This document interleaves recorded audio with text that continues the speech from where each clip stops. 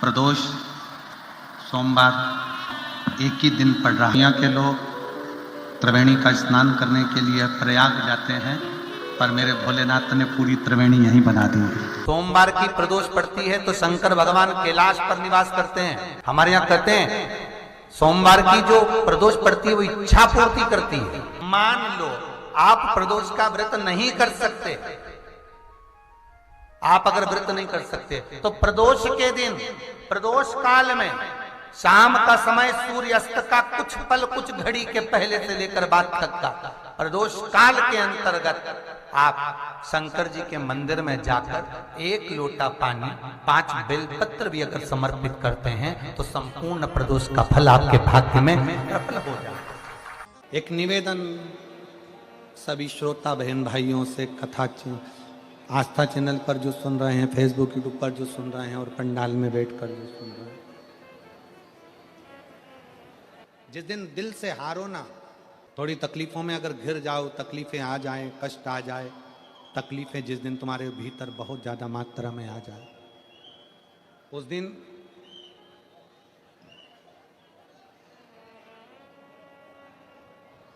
तीन बेलपत्र, एक बेलपत्र में पीला चंदन, बीच वाली पत्ती। जिस दिन तुम्हें लगे कि मैं बहुत दुखी चल रही हूं और मेरा काम हो ही नहीं रहा, बहुत तकलीफ की जिंदगी चल रही है, कोई हाथ पकड़ने वाला नहीं है, कोई संभालने वाला नहीं है और बहुत तकलीफ हो रही, बहुत तकलीफ। उस समय पर एक बेलपत्री के बीच वाली पत्ती पर पीला चंदन, दूसरी पत्ती पर लाल चंदन और तीसरी पत्ती पर 11 चावल गीले, पानी में उसको थोड़ा सा भिगो लें या धो लें, 11 चावल गीले शिव जी की उस पत्ती पर रखें। सबसे पहला पीला चंदन का बेलपत्र, दूसरे नंबर पर लाल चंदन का बेलपत्र, तीसरे नंबर पर जो 11 चावल आपने धोकर रखे हैं वो हाथ की हथेली में रखना है और हाथ की हथेली में रखकर अपनी कामना कर कर भगवान शंकर से विनय कर कर पंचाक्षर मंत्र नमः शिवाय या षडाक्षर मंत्र ओम नमः शिवाय या श्री शिवाय नमस्तुभ्यम बोलकर उस बेलपत्र पर सीधे हाथ में रखकर उल्टे हाथ का स्पर्श कर कर बाबा से अपने मन के भाव कहकर शंकर के शिवलिंग पर उसे समर्पित कर दीजिए। 1 ही लोटा जल, जहां से जल बहता है अशोक सुंदरी वाली जगह, 1 ही लोटा जल, जहां से जल बहता है उस जल बहने वाली जगह पर 3 बार उस जल को अपनी कामना कर कर श्री शिवाय नमस्तुभ्यम या पंचाक्षर मंत्र या षडाक्षर मंत्र बोलकर 3 बार उस स्थान पर गिरा दीजिए। गिराने के बाद में बाबा से विनय कर कर अक्षत वाली जो बेलपत्र है, एक बेलपत्र और एक अक्षत उसमें से अपने लिए लेकर आ जाओ। उसको 2 महीना 3 महीना अपने घर में रखिए। जितना भी दुख है धीरे धीरे बाबा समाप्त कर कर खुशियां घर में लेकर आता ही है। दुख समाप्त होगा, खुशियां घर में आएगी जरूर। जो बेटियां ससुराल में दुखी हैं, बहुत कष्ट में हैं या आपस में सामंजस्य पति पत्नी का नहीं बन रहा है या कोई विवादित वाली बात है, तो निवेदन है तलाक पर बात को लेकर मत जाना। एक बार बाबा देवाधिदेव महादेव का एक भाव जरूर प्रकट करना। महाराज श्री अवधूतेश्वर महादेव का नाम लेते। कौन से महादेव? अवधूतेश्वर महादेव का नाम लेकर थोड़ी सी मूंग, हरी जो मूंग होती है, उस मूंग को गला लीजिए पानी में। गलाने के बाद में उस मूंग को शिव मंदिर में ले जाकर भगवान जो नंदीश्वर विराजमान होते हैं वहां रखकर 7 बेलपत्र उस मूंग पर चढ़ा दीजिए। चढ़ाकर बेलपत्र मेरे देवाधिदेव महादेव को अवधूतेश्वर महादेव के नाम से समर्पित कर दीजिए। वो मूंग उठाकर गौशाला में या आपके रोड पर कोई नंदी दिख जाए या गौशाला में कोई नंदीश्वर हो तो उस नंदी को वो मूंग खिला दीजिए थोड़ी सी। 3 या 4 प्रदोष करोगे, तलाक तक बात नहीं पहुंचेगी, आपस में प्रेम बढ़ जाएगा, बेटी को सम्मान मिलना प्रारंभ हो जाएगा और टेंशन समाप्त हो, परिवार नहीं टूटेगा। जिस महीने में जो प्रदोष पड़ा करे, जब प्रदोष पड़े बन सके 1 बेलपत्र, बन सके 5 बेलपत्र, शमी पत्र, हरे मूंग, हरा मूंग, बेलपत्र, एक कलश के अंदर थोड़ा सा पानी लेकर 1 बेलपत्र, हरा मूंग, शमी पत्र डालकर और उसमें थोड़ा सा गुड़ डालकर भगवान शिव का स्मरण कर कर प्रदोष काल में, मान लो कोई काम आपका बहुत जरूरी है, बहुत दिनों से आप थक गए हैं, नहीं हो रहा, कर्जा बढ़ रहा है, धन नहीं आ रहा, व्यापार नहीं चढ़ रहा, या कोई समस्या बहुत प्रबल है, कोई एग्जाम में बैठ रहे हो नहीं हो रहा, परीक्षा भी दे दी है, रिजल्ट आने ही वाला है, तो भी प्रदोष काल में, प्रदोष के समय वो जल मूंग, शमी पत्र और बेलपत्र और गुड़ का शंकर के शिवलिंग को समर्पित करना प्रारंभ कर दो। 2 या 3 प्रदोष करोगे, बाबा आपकी मनोकामना शीघ्र पूर्ण कर देगा। 2 या 3 करो, बाबा करे। बहुत तकलीफ है, दुख की जिंदगी चल रही है, कोई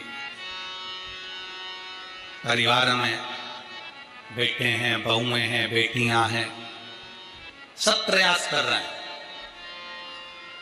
बेटे भी प्रयास कर रहे हैं, बहू भी प्रयास कर रही है, बेटी भी प्रयास कर रही है कि मुझे कोई अच्छा जॉब मिल जाए, मैं उन्नति की सीढ़ी पर चढ़ जाऊं, मैं बहुत आगे बढ़ जाऊं। और बेटा बेटी बहुएं अगर आगे नहीं बढ़ पा रही है तो शिव महापुराण की कथा कहती है कि एक कार्य करिएगा, एक बेलपत्र लीजिए और 7 चावल के दाने इस बेलपत्र के मध्य वाली पत्ती पर रख लीजिए। जो बेटा बेटी बहुत प्रयास कर रहे हो, बहुत कंपटीशन एग्जाम दे रहे हो, बहुत मेहनत कर रहे हो और उसके बाद भी बहुओं का, बेटियों का, बेटों का अगर कहीं जॉब नहीं लग रहा और कहीं सिलेक्शन हो ही नहीं रहा और बहुत हार चुके हैं, तब एक बेलपत्र 7 चावल के दाने मध्य पत्ती पर 7 चावल के दाने, एक घिसे हुए चंदन की गोली, पीला चंदन को घिस कर उसकी एक गोली बनाए, एक गोली गोल कर शिव पिंडी जैसी, शिवलिंग जैसी गोली बनाकर उस चावल के दाने पर रख लो। एक स्थान पर रखकर घर के अंदर ही उसका पूजन कर लो। और पूजन करना है वही जो आप घर में सामग्री आपके रोली, चावल, मोली, हल्दी, उससे पूजन कर कर, दिए से आरती कर कर, ऐसी कैसी ही बेलपत्र अशोक सुंदरी वाली जगह पर, थोड़ा समझिएगा, अशोक सुंदरी वाली जगह मतलब जहां से पानी बह रहा है उस ओर इस डंडी को रखना और ऐसी कैसी पत्ती अशोक सुंदरी वाली जगह पर रख दीजिए। ये किसी भी प्रदोष के दिन या किसी भी सोमवार की अष्टमी के दिन या किसी भी विशेष शिवरात्रि के दिन आप ये एक बार केवल करना है और अपने मन की कामना कर कर उसको रखकर बाबा को घी का 2 दिया लगाकर आ जाना है। मेरा भोलेनाथ आपका हाथ पकड़कर आपको कंपटीशन एग्जाम में विजय दिलाएगा। पर मेहनत करना नहीं छोड़ना, परिश्रम करना नहीं छोड़ना, संघर्ष करना मत छोड़ना। अपनी मेहनत को 4 गुना करना है, अपने परिश्रम को 4 गुना करना है, अपने कर्म की लगन को बढ़ाना है। जितने घंटे पढ़ाई करते थे उससे 2 घंटा और बढ़ाओ, जितनी मेहनत करते थे उससे 4 घंटा की मेहनत और बढ़ाओ। और साथ में 7 अक्षत एक चंदन, पीले चंदन की एक शिवलिंग जैसी आकृति, छोटा सा शिवलिंग जैसा भाग रखकर घर में उसका पूजन कर कर, घी का दिया से आरती लगाकर, बाबा की आराधना कर कर, दिल से कामना कर कर बाबा से वो ले जाकर ऐसे के सही पत्ता अशोक सुंदरी वाली जगह, अशोक कुंज सुंदरी की जगह जानते हो?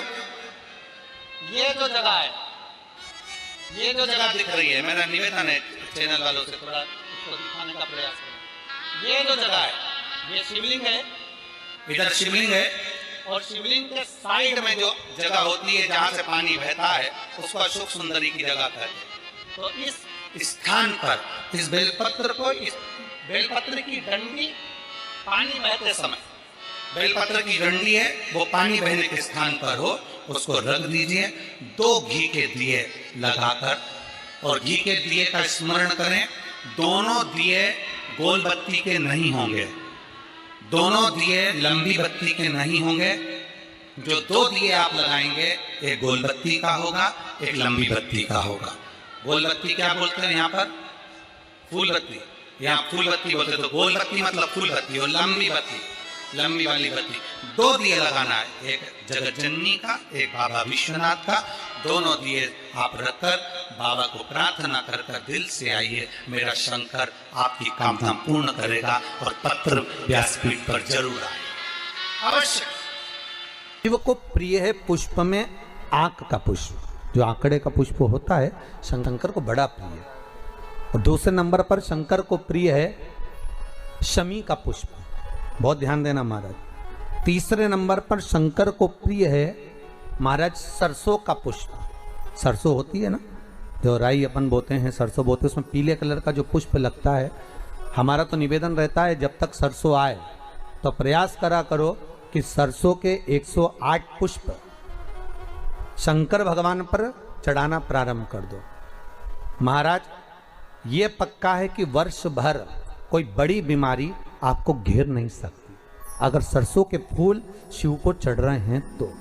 और प्रयास करना कि सरसों का जो पुष्प होता है, सरसों का जो फूल होता है महाराज, अगर कोई व्यक्ति को किडनी या लीवर से जुड़ी हुई कोई तकलीफ होती है, या किसी व्यक्ति का एक्सीडेंट हो गया होता है और उसका कोई अंग रह गया हो, कोई शरीर का कोई भाग रह गया और वो काम नहीं कर रहा हो, जैसे किसी के पांव रह जाते हैं एक्सीडेंट के बाद, किसी का हाथ रह जाता है, या कोई अंग काम नहीं कर रहा हो, वहाँ ब्लड पहुँच नहीं रहा हो, वो जगह एकदम सुन्न हो गई हो, खाली पड़ गई हो, तो उसके लिए शिव महापुराण की कथा कहती है कि सरसों के पुष्प 11 शंकर जी के राइट भाग में, जहाँ शिव जी के गण दरवाजे के द्वारपाल मणिभद्र जिस जगह पर निवास करते हैं, कौन निवास करते हैं?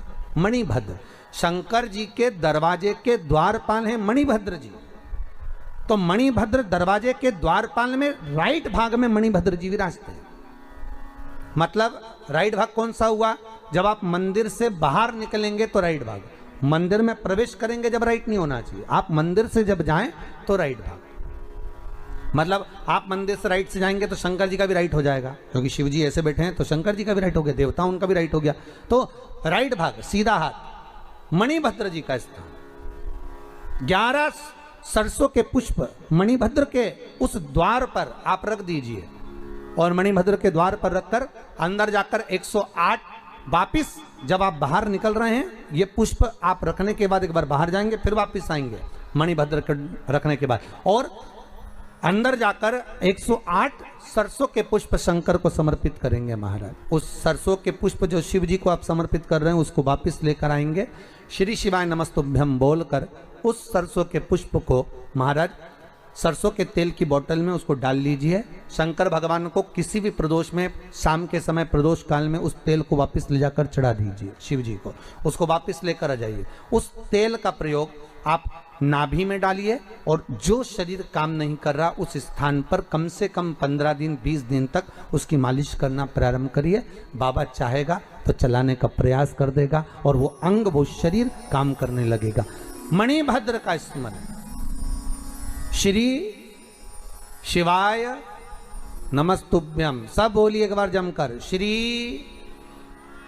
अरे पहले बोल दिया, हमारे साथ तो बोलो, श्री शिवाय नमस्तुभ्यम। भगवान शिव के मंत्र का स्मरण कर कर करते सरसों का जो पुष्प है उसमें आनंद की अनुभूति है। किसी कारणवश कोई कार्य ऐसा हो गया हो कि आप बहुत मेहनत कर रहे हो, सफलता नहीं मिल रही हो, लक्ष्मी प्रवेश नहीं कर रही हो, तो महाराज बेल का जो फल होता है उस फल के अंदर का जो गुर्दा होता है, बेल के फल का अंदर का जो भाग होता है गुर्दा, उसको लेकर घर पर आओ और सुखा लो। सुखाने के बाद उसको जलाओ, जलाकर उसकी भस्म तैयार, उस भस्म को अच्छा बढ़िया पीस लो, पीस कर कपड़े से छान लो महाराज। उसको छान कर जब आप शंकर भगवान का पूजन करने के लिए शिव मंदिर में जाएं महाराज, किसी भी 5 प्रदोष या 5 सोमवार या सोमवार की अष्टमी पड़ जाए उस दिन थोड़ी सी भस्म लेकर जब जाएं घर से, उसमें से थोड़ी सी भस्म बेलपत्री के पेड़ के नीचे श्री कुंदकेश्वर महादेव का नाम लेकर चढ़ा दो। क्या नाम लेना है? कुंदकेश्वर। उसी में से थोड़ी सी भस्म जो बेलपत्री के वृक्ष के नीचे आपने चढ़ाई या बेलपत्री के वृक्ष की जड़ में चढ़ाई, उसको लेकर आओ और वही वृक्ष माता पार्वती का नाम लेकर भगवान शंकर के ऊपर चढ़ा दो और अपनी मनोकामना कर 1 लोटा पानी शिव पर समर्पित कर दो। चुटकी भर बस, ज्यादा नहीं, मात्र चुटकी। 5 प्रदोष भी पूरे नहीं होंगे और बाबा चाहेगा कि आपका जो लक्ष्मी रुकी हुई है या व्यापार नहीं चल रहा या कार्य नहीं हो रहा, तो बाबा उसको 1 प्रदोष 2 प्रदोष करोगे, तीसरे प्रदोष में तो बाबा धक्का लगा ही देगा। शंकर भगवान को भस्म अति प्रिय। बेलपत्री किसका प्रतीक है? माता पार्वती। जब मां जगत जननी जगदम्बा नवरात्र में दर्शन किया होगा, माता का जहां यज्ञ होता है, सप्तसती से यज्ञ हो चाहे मां अम्बे जगदम्बा का जो यज्ञ होता है, उसमें बेले के फल की भी आहुति लगती है। उस भस्म की बड़ी प्रबलता, बेल का जो गुर्दा होता है उस गुर्दे की जो भस्म तैयार कर जाती है उसका बड़ा महत्व, बड़ा। हम तो यहां तक कहेंगे देसी गाय का घी हो। कौन सी गाय का? देसी हो, जर्सी नहीं, देसी गाय का घी हो। देसी गाय के दूध से जो घृत का निर्माण हो वो घी हो, और बेले का जो फल का गुर्दा जलाओ, उसकी भस्म अगर आपने बेलपत्री के पेड़ के नीचे ही बनाई हो, मान लो, उस भस्म को पीस ले, पीस कर उसको काजल जैसा तैयार करके डब्बी में रख ले महाराज। शिव जी पे चढ़ी हुई भस्म को पहले वो पीस के शंकर जी पे चढ़ाओ, फिर उसको लेकर आकर उसमें गाय का, देसी गाय का, उसमें घी मिलाकर काजल जैसा तैयार कर कर मस्तक पर मात्र या कलेजे पर उसकी 1 बिंदी ही रखकर आप अपने कार्य के लिए अगर निकल गए तो ये पक्का है कि वो कार्य होगा ही, सफल होकर ही मानेगा। ज्यादा से ज्यादा 5 दिन उसके पास जाना पड़ेगा, 6 दिन जाना पड़ेगा, पर कार्य सफल होगा ही, उसको करना ही पड़े, क्योंकि वो केवल बेल की कालोच नहीं गई है, वो स्वयं काल का तुम्हारे साथ गई, स्वयं पार्वती मां तुम्हारे साथ। भस्म शिव जी को प्रिय, उस भस्म का प्रयोग बड़ा। जब पी भभूत में है खजाना कुबेर।